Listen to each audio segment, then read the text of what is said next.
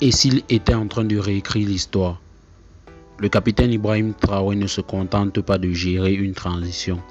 Il porte un projet, une vision, une ambition pour un Burkina Faso souverain, sécurisé et prospère. Mais quel est son vrai plan? Où veut-il réellement amener le peuple burkinabé? Dans cette vidéo, je te dévoile les ambitions profondes d'Ibrahim Traoré. Mais avant tout, abonne-toi à Tempête de l'info, la chaîne qui te donne de l'information en temps réel sur l'Afrique qui se lève. Dès ses premières déclarations, le ton était donné. Je cite, « Nous n'avons pas de maître. Le Burkina Faso appartient au Burkinabé. » Fin de citation. Ibrahim Traoré veut rompre avec l'ordre postcolonial, les dépendances économiques, militaires et diplomatiques. Sa première mission, restaurer la souveraineté totale du pays. Cela passe par des décisions fortes, parfois risquées, mais assumées. Face au terrorisme, il ne veut plus tendre la main à ceux qui ne livrent pas.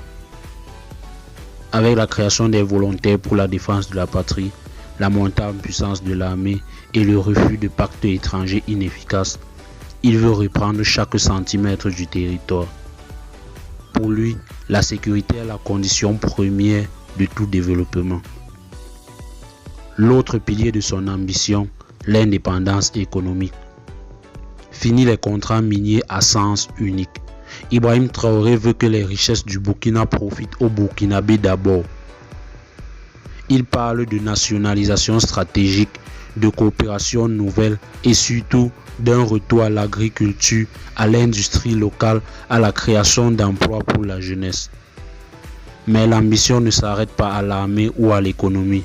Le capitaine veut aussi réveiller les consciences. Il appelle à une renaissance africaine, à l'éducation patriotique, à la fierté d'être burkinabé.